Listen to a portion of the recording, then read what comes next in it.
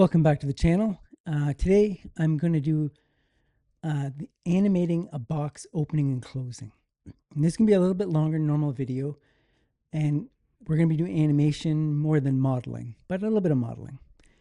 So here we are in the default scene, and we're not going to delete the cube as most Blender tutorials do. We're actually going to use this. So I'm going to tap into edit mode, into faces. I'm going to select the top face and I'm going to delete it. So I guess you know what, I am deleting part of this cube. So back into object mode, and we're going to add a modifier.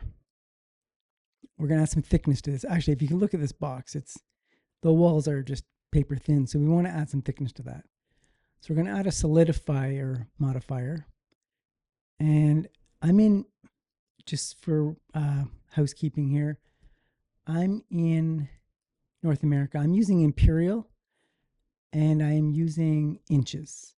So just thought I'd mention that because I'm going to add something to this modifier that's in inches. So I'm going to add maybe 2 inches of thickness. That looks good. I like that.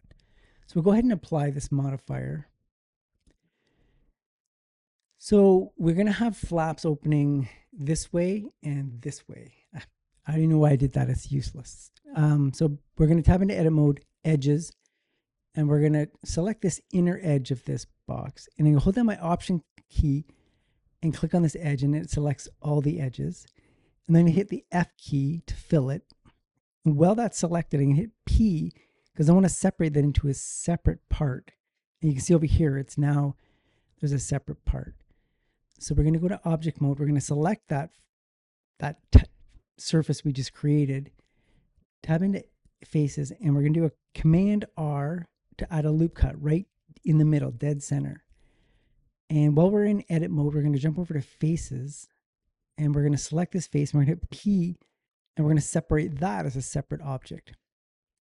So now we got this flap and this flap. We're actually going to name these just so we don't get lost. And these flaps are going to sort of rotate on the x-axis. And we're going to create, actually, you know what, I'll create the other flaps right now just so it makes more sense. So select the box, the object here, edge mode, and now we're going to select this outer edge.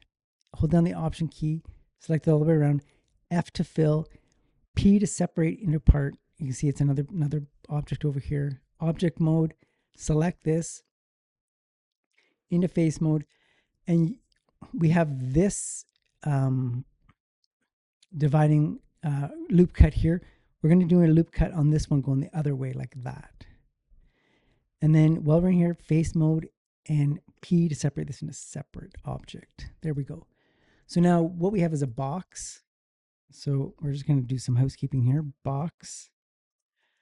And then we got 4 flaps. And I'm going to name these based on the axis they're going to rotate on. So these are going to be rotating on the x-axis. So I'm going to do F for flap, x-axis 1, and then F for the word flap, x-axis 2. And then these other ones are going to sort of rotate on the y-axis. So I'm going to be F for flap, y1, and fy2. So there's my flaps. So now we're going to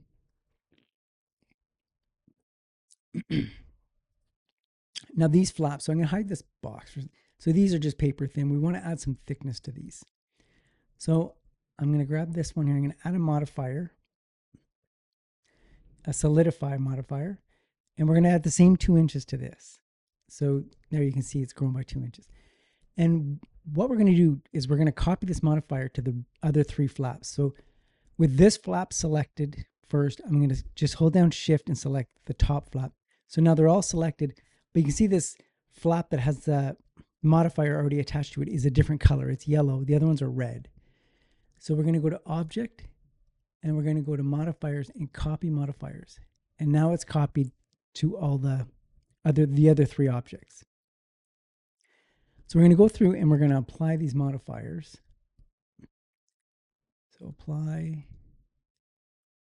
each one.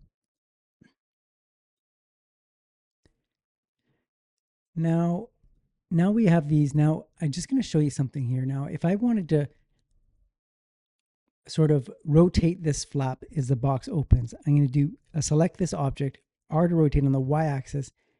You can see how this is rotating. I don't want that. I want it to sort of hinge on this edge here. And the way to do this is we need an add-on, and I'm just going to show you this add-on. So we're going to go to, so the add-on you need is, it's called Orient. I'm just going to search it up. It's this one here. It's free.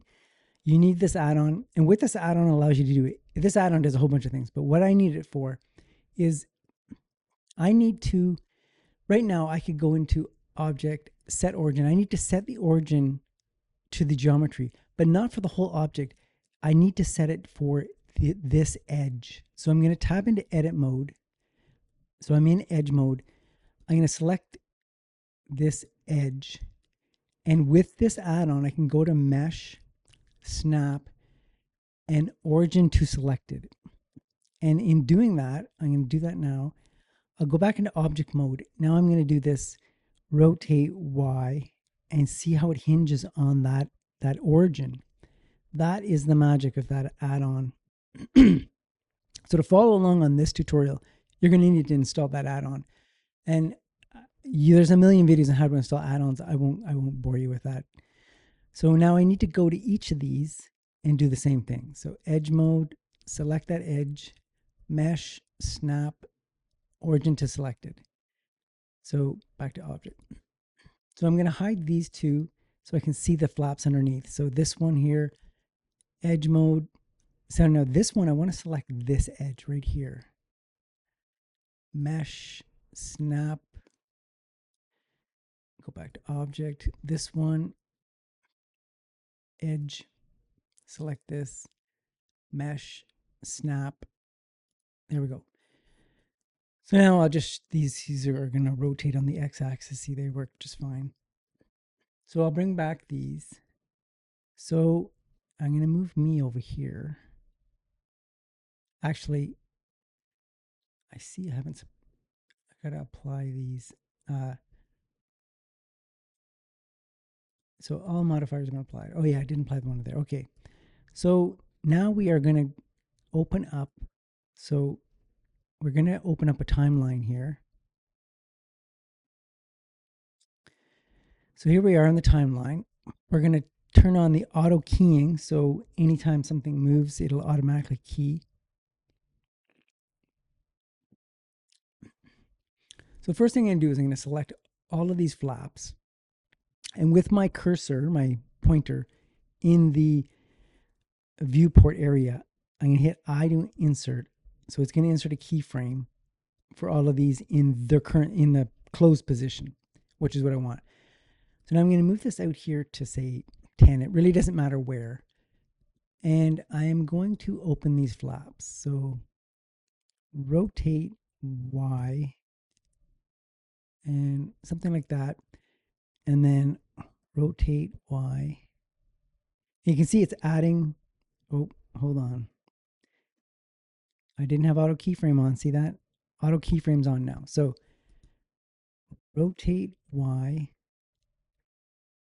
And you can see it adds a keyframe. Rotate Y. And then rotate X. And rotate X. So there we go. Now if we move this back to the beginning and play it, you can see that this is not, like the flaps could of collide with each other. This is not okay. So we're going to select all of these, and so I need the X, the inner flaps, which are on the X-axis, to open and close later. So I'm going to highlight those keyframes for the X1 and X2, G to grab, and I'm going to move them down to say here. So here we go. So there they go. They don't interfere with each other. So now I want the flaps to close. So I'm going to grab these. These were the close position flaps right here. So I'm going to do Shift D to duplicate those. I'm going to move them to here. And of course, these were the ones that, these were the close positions for the Ys. So Shift D and then G to grab, and I'll move these down here. So now I'm going to play this animation. Now you can see we still have a problem. These flaps are interfering with each other. That's not okay. So what we need to do is these flaps here, when the Y flaps close, the ones on the Y axis, the top flaps, I need this to sort of hold, well, the inner flaps close first. So we're going to move this over here and we're going to open the graph editor. So graph editor, it's right there. And what this does, and we're just interested in the Y flaps. So these, you can see, these are the animations we got. So this is what it looks like right now. So you just use your mouse to scroll in and out on this, control. So this is the sort of, I'm going to show you, it's going to be easier to show you. So you can grab these just like any object. So I highlight this pivot point. This moves the keyframe around like this. You can see them moving right down below there on the timeline. And this kind of changes how the keyframe acts. So G to grab, and I'm going to stretch this out. And so I'll just show you what that looks like. Actually, I got to spin this around. So I just adjusted one, and see how it's holding, and then it's closing. I'm gonna just, I can actually grab this and move it down like this. So I'm just gonna see what that looks like. See, I like that. That is exactly what I'm looking for. So now I'm gonna go to this one, which is the opposite flap, and I'm gonna G to grab, and I'm gonna go like that. So now let's just play this animation, see what it looks like. That's exactly what I was looking for. So this has been a, I don't know, a simple animation of a box opening and closing. You can do a lot with this in your isometric rooms, and I don't know, it's kind of a fun way to just learn about animation and keyframes. If you like what you're watching, give it a like, thumbs up, think of subscribing, and we'll see you in the next video.